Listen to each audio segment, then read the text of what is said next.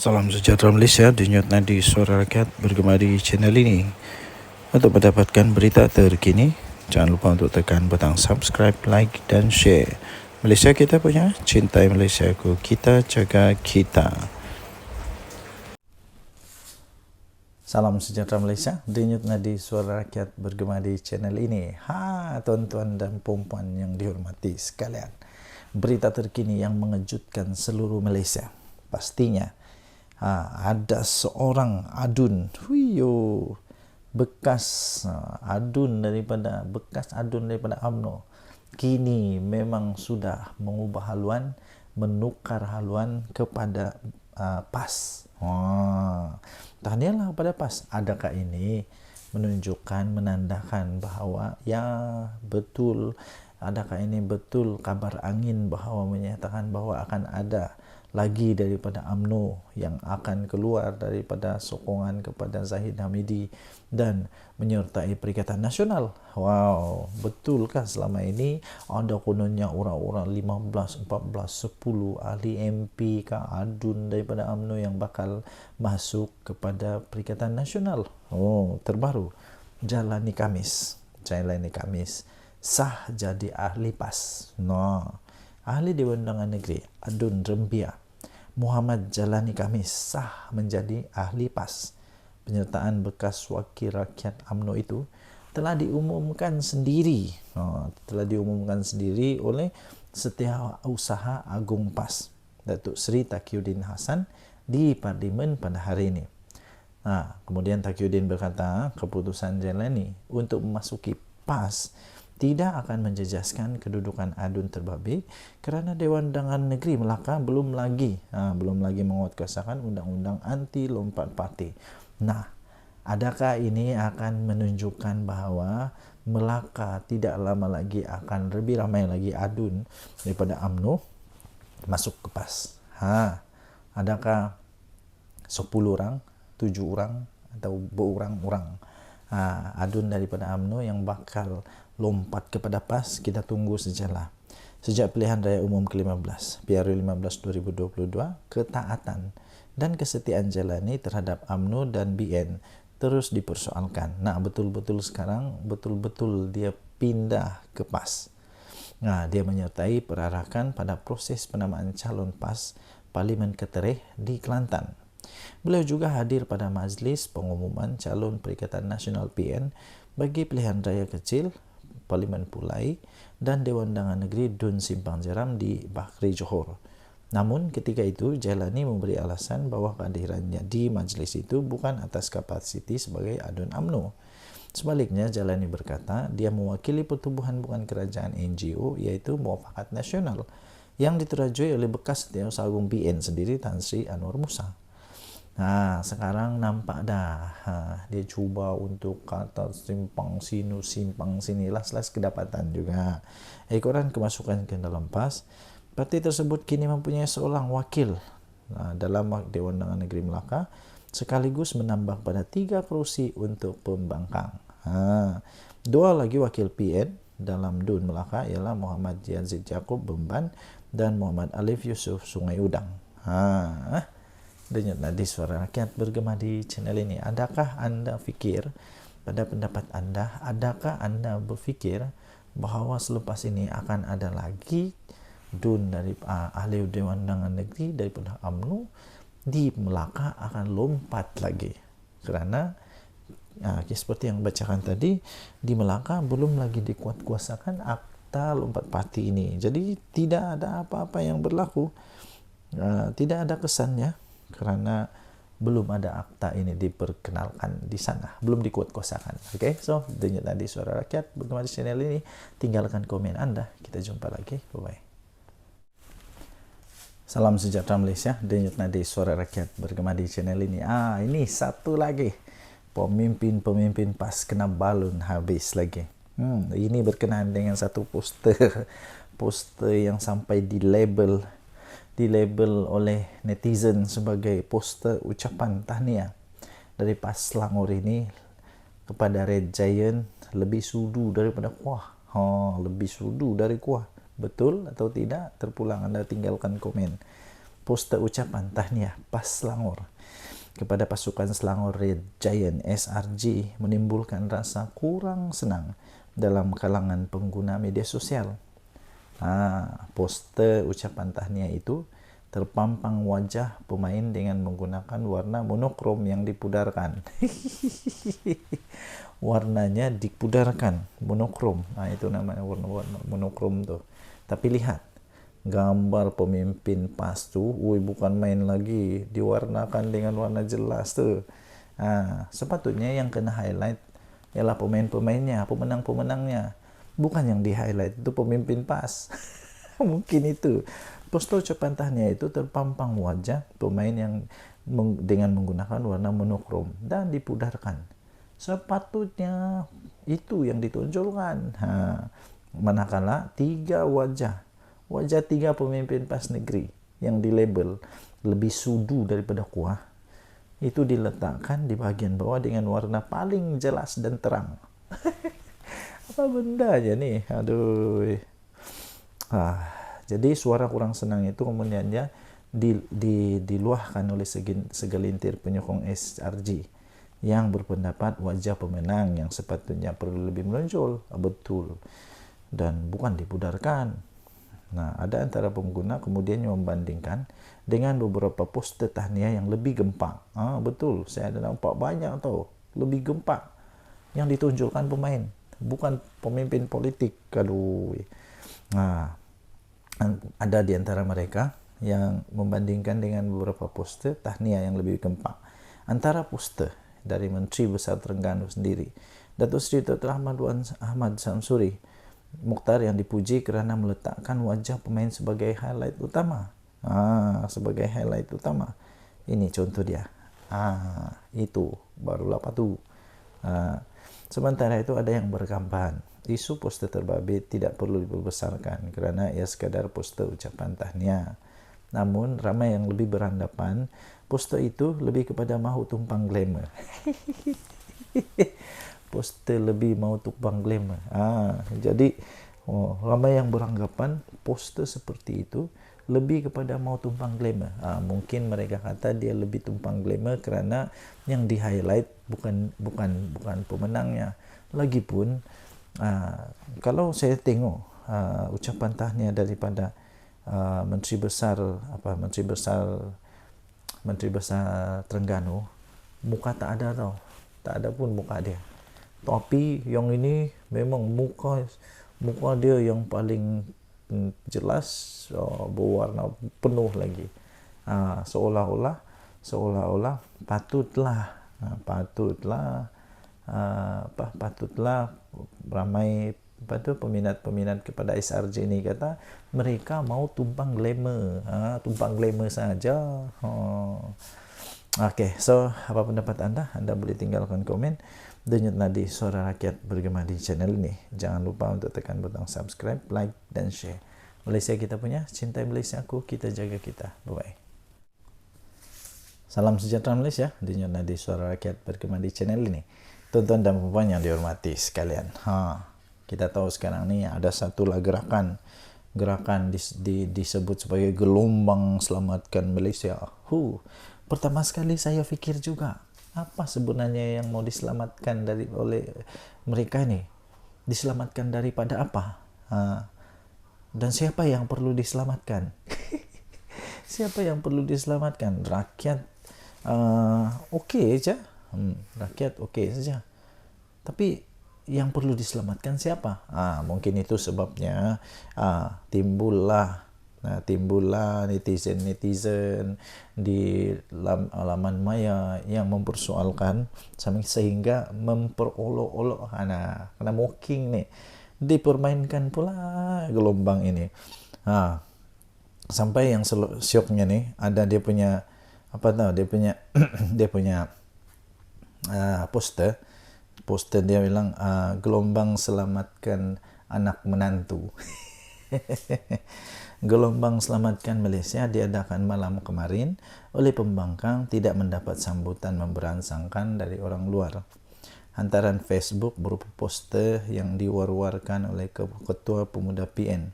Ahmad Fadli Syari mengenai program itu hanya mengundang kecaman pengguna media sosial. Mereka mengumpamakan program itu sebagai gelombang selamatkan anak menantu. Aduh, siapalah yang terasa pedas nih. Program gelombang selamatkan anak menantu. Ia rentetan daripada kes menantu kepada beberapa pemimpin tertinggi Perikatan Nasional yang terpalit dengan kontroversi penyelewengan.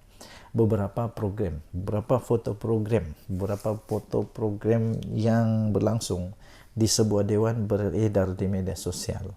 Penyokong mengatakan program itu full house, dihadiri orang ramai sehingga memenuhi dewan.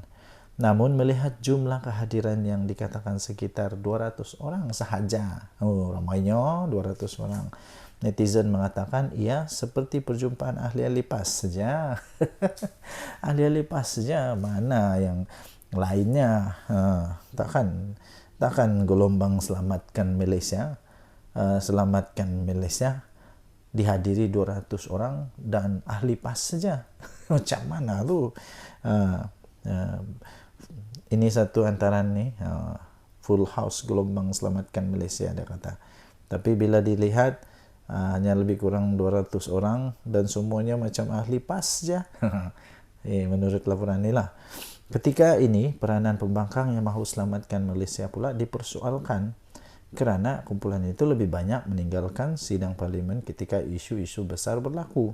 Mereka tidak pula berbahas dengan baik, malah ketua pembangkang sering dilabel lemau kerana tidak berani berhadapan dengan Perdana Menteri. Suatu sesi pertanyaan Perdana Menteri.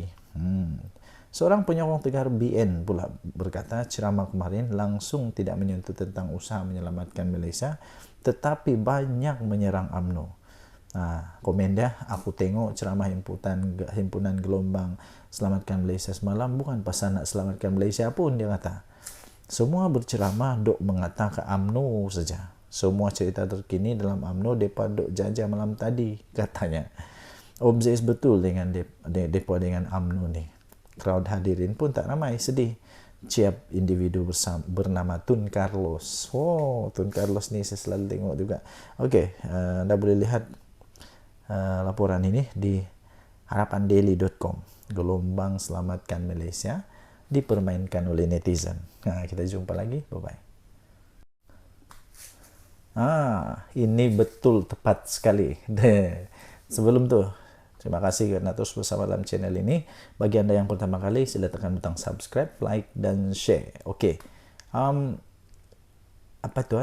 Ada pernah peribahasa cikgu saya dulu ajar. Mengajar etik berenang pertama. Kedua, seperti ketam mengajar ketam yang lain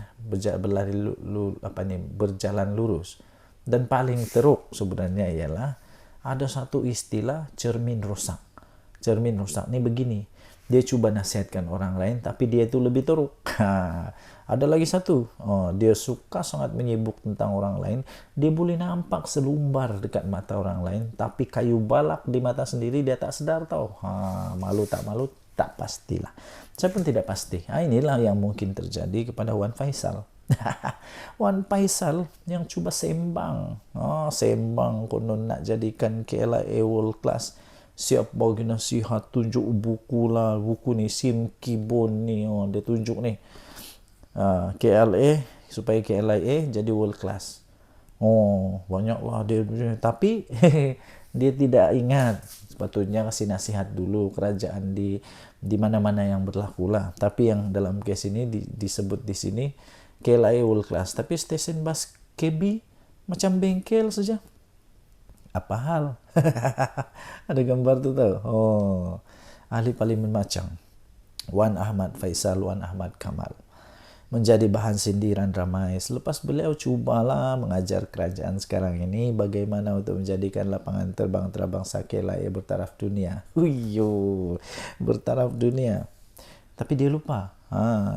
Beliau ketika sidang Dewan Rakyat baru-baru ini membawa buku biografi mendiang Sim Kibon, bapa kepada kejayaan lapangan terbang canggih, meminta kerajaan belajar daripada usaha mendiang.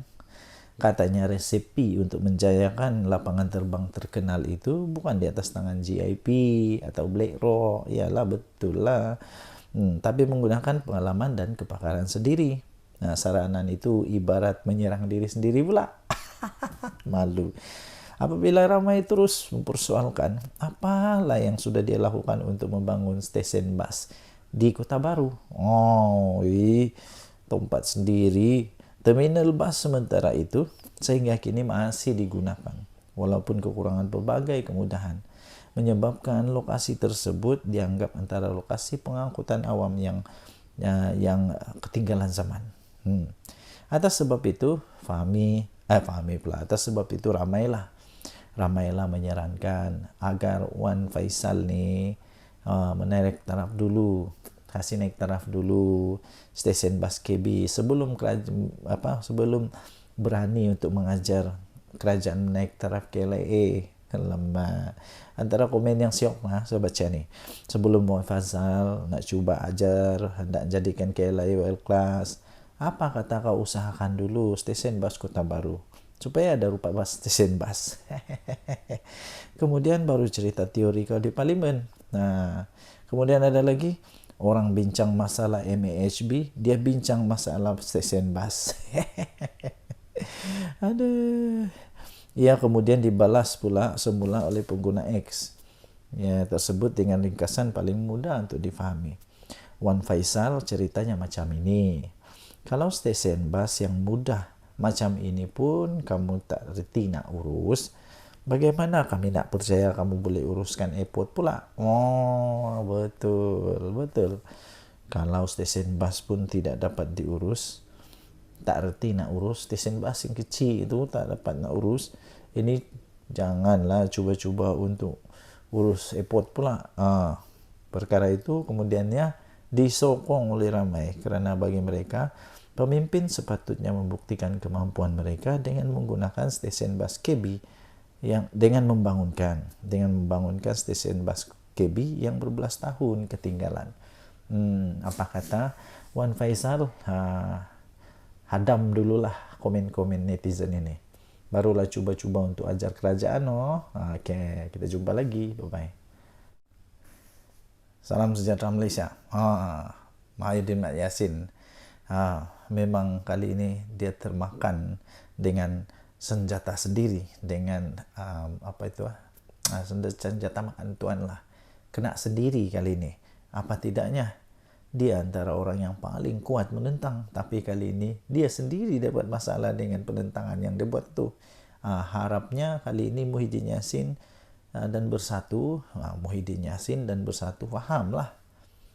Harapnya mereka dah faham. Kenapa Akta Lompat Parti diperlukan. Dulu waktu dibentangkan oleh Menteri Undang-Undang, siapa yang bangkang dulu, siapa yang bangkang betul-betul. Sebab waktu itu banyak sangat berita-berita kabar angin bertiup, kononnya ahli UMNO nak lompat bersatu dan macam-macam lagi. Syok lah waktu itu, seronok lah. Sekarang dah kena lubang hidung sendiri. Apa rasa oren? Ini ada satu artikel daripada Harapan Daily. Harapnya Muhyiddin Bersatu dah faham kenapa Akta Lompat Parti diperlukan. Selepas insiden 6 ahli parlimen ini, Muhyiddin dan Bersatu diharapkanlah supaya mereka dah fahamlah kenapa anti lompat parti ini, akta ini diperlukan. Baguslah ahli-ahli parlimen PN dan Bersatu dah mula berhujah di parlimen bencana akibat budaya ini. Kelompangan yang wujud dalam akta itu hasil daripada cadangan Mahyudin sendiri. Mahyudin Yassin dulu sendiri cadangan. Eloklah ditutup semula, dipindah dan diperkemas. Kerajaan Madani pula bersetuju untuk melakukannya. Tak ada masalah. Tak perlu lagi diungkit apa yang berlaku sebelum akta ini digubal. Lupakanlah sejarah silam yang semua pasti ada kisahnya. Semua parti mesti ada kisah-kisah sejarah silam. Lupakanlah. Akta Lompat Parti 2022 sebenarnya telah pun memulakan lembaran baru untuk kestabilan politik Malaysia yang kita perlukan untuk tingkatkan daya saing negara. Cukuplah insiden seperti langkah Sheraton dan tebuk atap yang menjahanamkan ekonomi negara. dan sebabkan kebencian mendalam rakyat terhadap ahli politik. Berpolitik menukar kerajaan buat 5 tahun sekali, sudahlah, cukuplah. Berpuluh-puluh juta ringgit wang negara yang nak dibelanja untuk 6 PRK ini boleh dialihkan untuk bantu rakyat. 6 PRK yang nak dicetuskan ini hanya memenuhi ego pemimpin-pemimpin politik dan bukan isi kekosongan akibat daripada kematian wakil rakyat.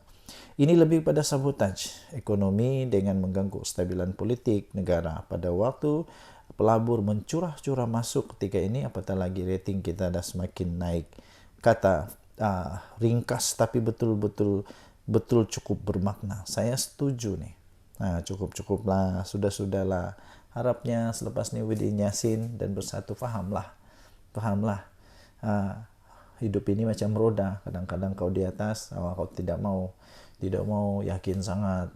Nanti bila sudah masanya, bila sendiri terkena, macam-macam lah. Lepas tu cerita lain, buat lain cerita lain. Bila terangkan kepada orang lain, lain ceritanya. Seolah-olah semua salah orang. Yang sebenarnya siapa yang bersalah. Okey, tinggalkan komen anda. Jenetnya di Suara Rakyat Bergema di channel ini. Jangan lupa untuk tekan butang subscribe, like dan share. Malaysia kita punya, cintai Malaysiaku, kita jaga kita. Mari kita jaga sama-sama negara kita supaya aman, damai, harmoni dan terus diberkati oleh Tuhan. Kita jumpa lagi. Bye-bye. Salam sejahtera Malaysia. Denyutnya di Suara Rakyat Bergema di channel ini. Nampaknya video-video saya yang saya beri tajuk Muhyiddin, minta maaf, yang saya beri tajuk Muhyiddin naik jadi Perdana Menteri, Datuk Seri Anwar Ibrahim tumbang, itu paling banyak mendapat tontonan. Dan rupanya daripada itu saya dapati memang ramai sangat yang mau tengok Muhyiddin Yassin jadi Perdana Menteri sekali lagi. Saya pun hairan. Kenapa sebenarnya ada orang mau Perdana Menteri sekali lagi Datuk Seri Tan Sri Muhyiddin Yassin? Pada pendapat saya, bukan tidak boleh dia jadi Perdana Menteri sekali lagi, boleh saja. Tapi persoalannya ialah kenapa perlu dia lagi? Bukankah ada lebih ramai yang lebih bagus dan sebagainya? Dan yang paling tepat ialah dia tidak akan jadi Perdana Menteri lah. Dia tidak akan jadi Perdana Menteri untuk kali kedua dalam masa yang singkat-singkat ini, tidak. Kerana tren sekarang saya lihat Tan Sri Muhyiddin Yassin tidak akan mendapat sokongan untuk jadi Perdana Menteri bagi Perikatan Nasional. Lagipun seperti yang kita tahu, PAS pun sudah menyatakan bahawa mereka pun ada calon Perdana Menteri pada pilihan raya yang lalu, iaitu calon mereka tidak lain tidak bukan Menteri Besar Terengganu. Dan itu sendiri pun dipersetujui atau diperakui oleh Tan Sri Muhyiddin Yassin. Dia juga memperakui bahawa Dr. Sam itu, iaitu Menteri Besar Terengganu itu, memang mempunyai kualiti, memang mempunyai kelayakan untuk jadi Perdana Menteri. Habis kalau sudah begitu, mahukah PAS membiarkan begitu saja jawatan Perdana Menteri jatuh kepada Bersatu yang tak kuat mana sekarang ini, yang ramai orang kata Bersatu sekarang ini hanya berharap kepada kekuatan daripada PAS. Yang ramai orang kata Bersatu ni hanya melukut di tepi gantang, hanya mengharapkan kekuatan daripada PAS.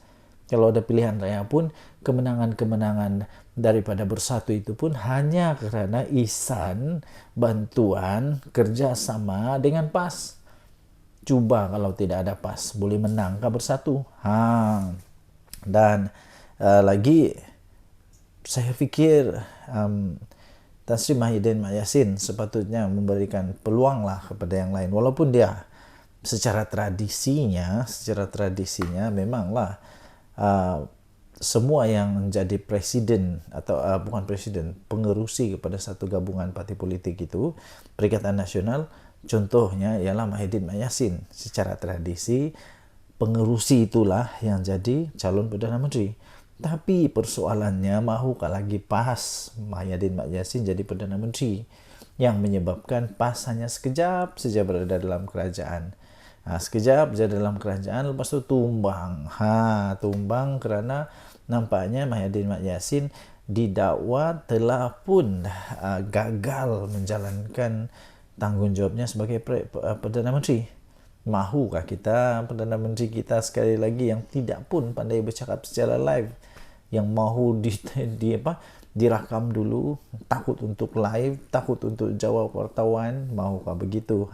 Itu soalan-soalan yang kita boleh pertanyakan. Apapun sebenarnya, kalau memang Mahyadin Mak Yassin jadi Perdana Menteri sekali lagi, itu bagus, tidak ada masalah. Yang penting pastikan kali ini kerajaan yang betul-betul nanti ni betul-betul yang bagus lah. Tidak ada lagi sakau menyakau sampai anak menantu yang lari ke luar negara tidak berani balik Malaysia. Jangan ada macam itu lagi. Berhentikanlah perkara-perkara begitu. Okey, dan Nadi Suara Rakyat bergema di channel ini. Jangan lupa tekan butang subscribe, like dan share. Bye-bye.